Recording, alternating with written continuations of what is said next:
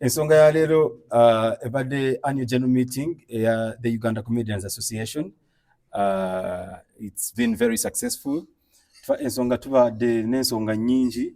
naye esingira ddala nti ffe nga comedians we are now under one voice and we are very very happy that ffenna tukanyiza ne tukkiriziganya nti buli kye tugamba tukyogera nga bwe tuli. Tubadde n'ensonga nga 3 ze twogeddeko olwaleero naye okusingira ddala nti tulabye ennaku zigenda eza campaign naffe ne tugamba nti zino ennaku ezibuzeeyo tulina ekinene kye tusobola okugattako ku campaign zino ezigenda mu maaso n'okweyongerayo nga bacomedian b'e Uganda. Campaign zatandika dda lwaki muvudde ennaku 14 zezibula campaign zatandika dda? Zatandika dda tubale tuziraba naye tugenze kulaba nti abalimu tebalina bye bakola ate beetaaga amaanyi gaffe okutumbula campaign ezigenda mu maaso. Otherwise fe twasooka ne tulininga back ne tulaba bye bakola oba ebyo tulabye nti waliwo ekibulawo ekinene, so tuli beeteekateefu okukigattako olunaku olwaleero. Abadde beekalakaasiza wano babadde n'ensonga zaabwe za ssente tonnakinyegako. Tewali yeekalakaasiza, only that comedians are also saying to the government that we also deserve to be heard. Yes, it's our constitutional right okuyimirira n'ogamba nti bannange mumpulirize nina kye ngamba. So tebalina nsobi gye bakoze okuggyako okulaga nti we are under one voice and we deserve to be heard. Mutuba tulaba nino ba comedians yes mwayogeddeko ku nsonga z'abamu tetubamanye naye balina emirimu gyabwe gye bakola eyo gye babeera abantu gye babategeerera. Abalala bo hostinga wali ku Comedy Store baliwa? Okay, eno meeting twagitandikidde mu groups zetubeera nga like we have different groups naye waliwo group etwala ekibiina ekya Uganda Comedians Association. So like a day or two before we said today is a good day for everyone kuba weekends abamu baba bakola netugamba eno ye time gye tulina abasobola bajje, so atasobodde kujja wano ategeezeza n'agamba for some reason or the other I can't attend but they've been represented. Atina Dr. Hillary ncha akube embaga ye. So ba comedian abasinga bali ku organizing committee ya Dr. Hillary. Awasancha so tebasobodde kubeerawo. Ate the meeting was called Crash Program. Yes. Kubanga twaji deciding mu naku 3 emabega. So abasinga tebasobola kubeerawo, aba representatives ba North, East, West tebasobola kujja kubeera ku meeting yeyo. So that's why you see tuli wetu. Kirungi nnyo n'obakaakaza endaalo. Gwe ku baaliko gwe president yaliko sikyo? Vice president yaliko. Era bagamba nti mwe abalya ku ssente z'abaana bano abali wano lwaki? Gwe bagamba umanye ebigambo by'abantu tebiggwa. Boogera bingi. Singa nazirya sandibadde wano. Naye nange nina obulumi bwange kubanga ekisanja kyaffe tetufunangako wadde n'ekikumi okuvawa muntu yenna va ku basponsor va ku government va ku ani. So frustration eyo yali nnene ate nga obuzibu eno mu background ebigambo bigenda byogerewa mbu committee ya tuka yafuna ssente tetufunangako wadde n'ekikumi okuva ku federation ate ekyali kisinga okutuluma nga buli wogenda buli office gyogenda nga bagamba bagayi twabawadde ssente n'obuuza bagayi ki naye nga tewali ayagala kukola ki kwogera linnya naye nga ekyewuunyisa oyinza ogenda mu office y'omuntu ng'erinnya lyo kuliko ataddeko ki signature. Sente tozirabangako toziwuliranga nako naye nga kuliko ataddeko signature. N'olyoka ogamba naye nammwe temubeera na due diligence okumanya mbu nze Salvador akoze erinnya lyange emyaka 15.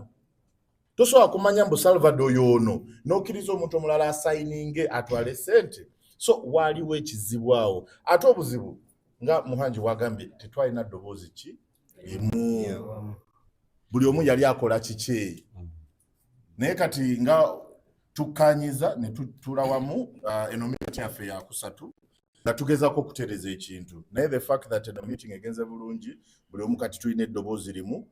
tulina pulezidenti waffe agenda otukulembera era kati tusuubira buli kimu kigenda kutambula bulungi wadde tekihappeninga mu campaign period eno at least kati tutegedde ki kye tulina okukola okugenda mu maaso nga bwe ngambye even if it's not in this period ya campaign tetutagetinze campaign yokka tutagetinze longevity ya association emyaka omwaka guno oguddako tetwagala just kutunulira campaign twagala kutunulira fenga ba comedian unitinze tutya tuine eddobozi limu erigeno tutambuza okututwala ku level endala kyetwagala we tuba tusobola okufunamu mu campaign zino well and good kijja kuba kitasa association naye si ye main goal yaffe. It's one of the strategies, but it's not the long-term goal. The long-term goal is to have one voice, which tusobola okutambula mu maaso. Tolowooza nti omunyankole ono agayaddemu kuba senga ssente yazibafunira dda. yagezaako naye nze ng'omunodhana natulaba sinengamba naye omu western ono. But no, jokes aside, I think omusajja ono Muhangi tumwe credit kubanga abezezaawo the comedy industry si just comedy store abezezaawo comedy industry fenna wano tuyimiridde ku stage ya comedy store so twagenza okulaba nga y'omuntu omutuufu asobola okutambuza eddoboozi lyaffe kubanga not only does he have influence platform gy'ayina buli comedian wano agikkirizaamu. So okufuna omuntu nga abantu nze naliko vice president naye nga abooluganda bagamba oyo wa luzungu nnyo okitegeera ekyo ekintu nga kireetawo okwawula mu association ate nange njikkiriza kubanga nali nnyo wa luzungu ng'ebyo abooluganda mbalabanga ki bali eyo bakabuusu barubaga banansana bamukono bano naye nga fenna tulina ki papaseemu okuyimira ku stage okusanyusa abantu. So Muhangi ku platform ye yetasosola wadde ova nansana wadde ova Arua wadde ova kasitoba ng'osesa oyimirira ku platform ye. So ye twamulonze nga president waffe tulabe nga ekintu asobola first of all tugatta twagezako kuyita meeting ffe nga baki association enkadde ba leadership ya association enkadde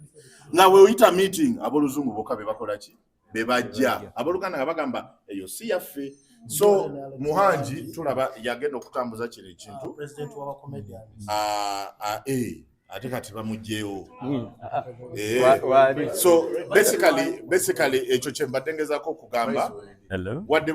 it's not because Munyankole oba it's because aina platform etugase okuva 2017. Salvador n'ekirala ogende ekyo Munyankole yakola ki family ebwamu abaana n'ebyana at this moment Muhangi abadde ebyakyala tubadde ne meeting eno ziteranye okubeera family yabo leka kati agenda fuuka omwana ng'aleese emiti emigimu egirina emirandira eginywedde tubadde tulaba tikyampamire nga mu campaigns mwoli okola bano badde balowoozaako oba obadde okola nga part of the other committee eri individual weewaawo abantu mbaddeyo mu campaign badde nga naffe batuyambako naye mbaddeyo mu biti byanjawulo bakikoze kimala so ebbanga erisingidde ddala meeting ya leero nga twagala nakatandika okukola nga tukoze tutya naffe badde nkola okuwulirizibwa alina project nga we are under one voice. Yes, so that's why we are here today. naye nga nandyagadde okubeera nga nali natandika okukola nga muzeeyo kuba wezaatandikira unfortunately ekintu abantu bakituwambako abogenda okwetegereza nti different individualizing nti bwe mupushinga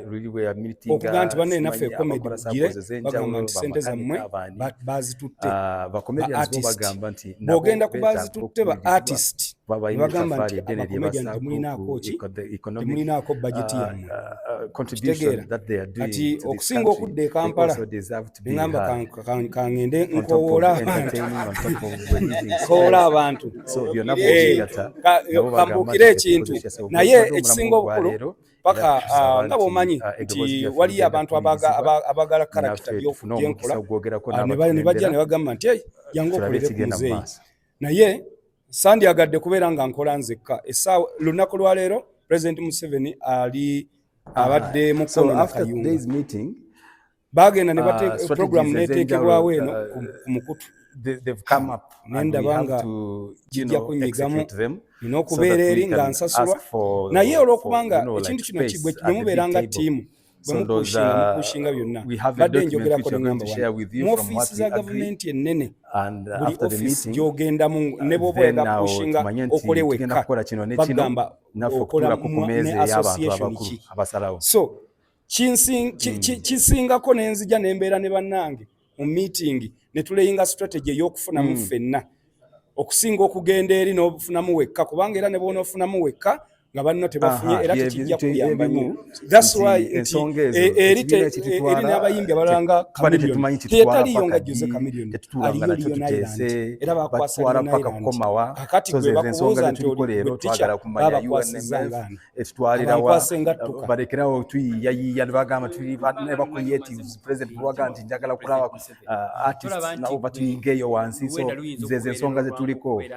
nti ffe nga ffe tukomawo okulabibwa ffe tujjanga baani tugira mutuli baki we talk up to what level so that's what we're discussing naye ekintu kye bayita olukokola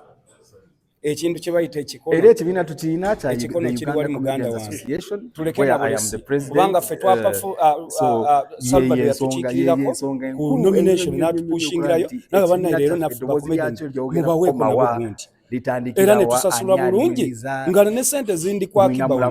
naye ate ne ku nomination sa performing nga nze muzeeyi lwansonga artist alina omuyimbi alina muyimbi munne gwalina okuyisaawo ate omuyimbi munne nga bamuwadde sente ze kati eri baba bagenda mubuuza nti gundi wamutugamba nti sente zino zewatusaba ayina obbaako okakananga era nengamba Salvador sente nzikuddize nangamba sente kasita bazikuwadde netuvaayo netuddire egundi so embeera si nyangu nnyo naddala mu industry yaffe eno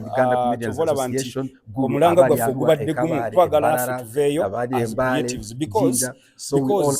tulina obuzibu mu gavumenti eno ate obuzibu si bwa mukulembeze wabula abamwetoolodde offices ez'enjawulo nenya nnyo offices ezimu ezirowooza nti no creatives bayimbi bokka ekintu ekyo kitukosezza nnyo nti oli bw'alowooza creatives olaba essaawa zino bwe bagamba nti bannange bwe boogera ne bagamba bannange copyright nti president agatereza copyright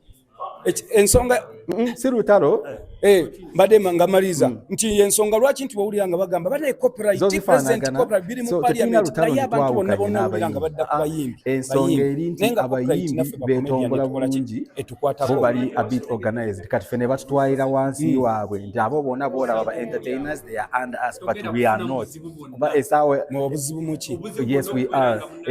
esaawa y'okusasula bwekyo kyenkugambye ekikono kisigala kyekimu ekikono tekikiwuka naye eri mu kwogera bagamba baminisita cabinet minister omu yaŋŋamba nga ffe ng'omusajja tetumukwatanga kumungalo naate bano abamiitinga buli gundi so ekikono kyo kisigala kyekimu naye ffe tuka tujja kumalako. As we wind up waliwo question ebadde eri kuyitingana wano naddala mu ba comedians twogera ku kintu kyabalya ssente za committee eyatuka naye ate ng'omuntu asayiningako ali wano Mwami Timothy ssente mwakafuna meka mulya nani abantu bano nga tebatuusaako buyambi bulina kuganyulwa group yonna kubanga kati waliwo omuntu ayebaluma meeting eno ajebalama nnyo but at least nga gwe signatory ssente mwakalya meka mwakafuna meka mugaba ne baani kakati ekyo gye bayita bank statement nti eba ekulaga nti ze neziyingira zino zezifuluma era nayo tugenda kugisharinga bamembers baffe bajja kubeera bagiraba era n'agamba mu nalina gwe yaziwa ng'akubuulira nti yaziteeka ku akawunti bweti naye nga wali ofunye ku ssente ze twafuna ng'ekibiina ye statement era nga bwe tukugambye era ojja bba ogiraba ng'ekulaga oba federation oba ki tewali ssente ze twali tufunye era gwe mulamwa gwe gubadde mu ddiiro nti agamba nti no yawa abacomedians ssente yaziwaani n'agamba mbu nno kati nga bwe bagamba nti zaagenda ku federation eva yeegambe nti on behalf of comedians ono yakola atya oba federation oba government oba sponsor wabeyo avayo n'agamba twateeka ssente bwe ziti ku akaunti ya Tuka. Naye kirala ekisembayo tubako okola mwenna bannamawulire gavumenti gyesonyiwe kwa nange nze gavumenti segera gavumenti ene ebintu ebigikwatako enguudo malwaliro masomero security tugyesonyiwe wala tusaba kampani zonna ezinyumira byetukola bambi omulezi MTN Airtel UBL zonna mumanye nti comedy afuuse ekintu kitya tuli kintu kimu era we are well organized as Tuka bane tubayita mwenna mujje mutandika okukola naffe obe mulabeemola ku bugundi ku simei ticket okubiki abadde babeerayo eyo comedians yes abeeyo naye bwe bakola comedy omutuufu yefe ba comedians abali waneno president waffe Mwangi wuuyo platform eri Salvador Timothy buli ali waneno comedian badde mumanyi ne mutamanyi bonna mugenda bala batuke tugasse era tugasse wamu. Ekibina kibaddewo okwegatta gemanyi together we can Tuka oye Tuka oye aya bana ndoza kyekyo kafunyoka kyayi wano. Thank you very much. Tushutinga videos nyingi bano nesukora amawulire omuyimbi ali bano terukora na bintu bya gavumenti tulina message ya gavumenti efe netukola amaskits tegali mu message eyamba abantu nini gavumenti etufuddeeko twetaaga justice twetagobera considered era gavumenti yonna gye muli twagala kumanya sente zaffe ozibanga zafumanga zaateebo sente ani azirina baani abazijjayo tugenda okuwuliza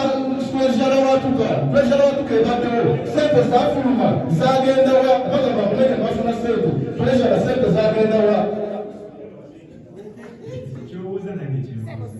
ndowooza okiraba nabo tebamanyi naye nga sente zifuluma zisayingibwa ani azirina pressure ani azirina ndowooza mulaba erindasole kulimu kati erindasole kulimu kiti twagala. We need just comedians. We are not considered international comedians acquaintances. But now to hear you but now you can feel more real from years the circle. Now for video. So we have to show you the videos. The putting the cameras, the putting the data in the videos in the message. They have to put on Federation okwaga fesende za prezimogamba nti mwatuwa femuzituwe fetweteteekanyenga ffe tulemegamba nti president yazijjayo ye president abuuza sente zalagawo wuuyo treasurer wa accountant naye agamba sente tamanyize kukola ki naye nga ate wogenda eri mu office ennene bagamba creative zisente z'ama comedian zakola ki tusaba gavumenti bweziba mitwalo 5 femuzituwe tusaba gavumenti emanye nti eriyo ekitongole ky'abakomedian kye bayita Tuka. The Uganda Comedian Association, the Tulimu music, the Tulimu Tuka, Feta, get considered, Uganda Comedian, the Comedian is even now. When you want to watch, when you want to touch it, when you want to jump on it, when you want to run and really want to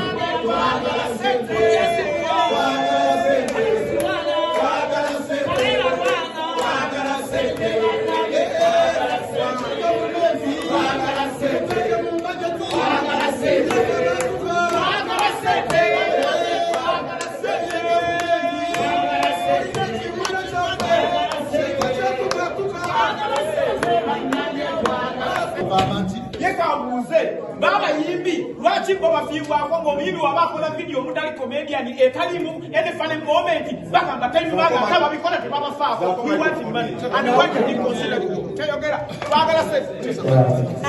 kyebazeebuuza omuyimbi wabakola video anoonya comedian yasapotinga video bweberenge erimbani ate ababikola tebabafaako